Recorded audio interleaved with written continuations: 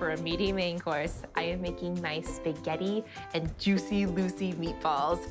To start, I've got a pound of ground beef and a pound of Italian sausage. I'm gonna season this with 1.5 teaspoons of kosher salt. I'll crack in a couple of eggs to bind these together, a cup of breadcrumbs, Parmesan for extra flavor, and then I'll grate half the yellow onion. I'll chop and add about a 1/4 cup of fresh parsley, and I'll chop 2 cloves of garlic. Before my hands get really meaty, I'll open up my mozzarella balls.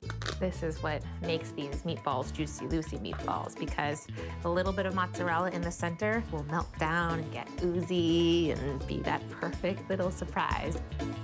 Okay, to shape these, I'm gonna divide it into 8 equal parts.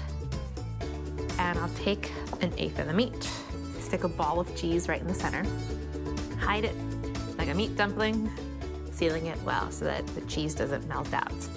Just like that. I'll stick it onto my baking sheet now and then keep on shaping my spheres. Balls are looking good. I'll bake these now at 400 degrees for 18 to 22 minutes until they're browned all over. And in the meantime, I'll get going on the rest of my spaghetti. I'm keeping it simple when it comes to the sauce so that the meatballs can be the star of the show. I'm starting with some olive oil in my brazier here, and I'll add half a sliced onion, a pinch of salt. Just stir this around and let these onions soften. In goes loads of garlic, and a little crushed red pepper for some heat, and a teaspoon of oregano will be nice. I'll stir this around, and I just want to cook this for another minute until I can start to smell that garlic. I'll pour in some tomato sauce, ladle in some water. I'll just steal it from my pasta cooking pot here, and then add my tomatoes. These are whole peeled tomatoes, and I'll just get in here with my hands to crush them up. And I like starting with the whole ones. They're actually pretty satisfying to crush, and they taste really good. Stir this all together, bring it to a boil, and then reduce to a simmer, and just let this go until it thickens. All right, I'm ready for my balls. Oh yeah, those look meaty and good. Now these are not fully cooked yet. I'm going to finish up their cooking process by simmering in the sauce. So I'll nestle these right in. And these will go for about 10 minutes, which is the perfect amount of time to get my spaghetti going. I'll first salt my boiling water, a good handful. I've got 1 pound of pasta.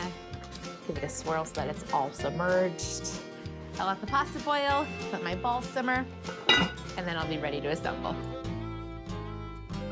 Oh yeah, those are some balls with a capital B.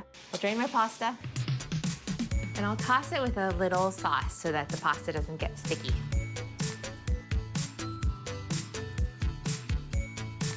I'll nestle the balls on top of spaghetti. Get a little more sauce on here. I'll finish with a drizzle of olive oil for a little more richness, and a storm of Parmesan, and tear some fresh basil to finish. This is a platter of ball-tastic comfort right here. I better just taste one to make sure they're good. Oh, I'm getting a cheese pull. Look at that, right there. Ah!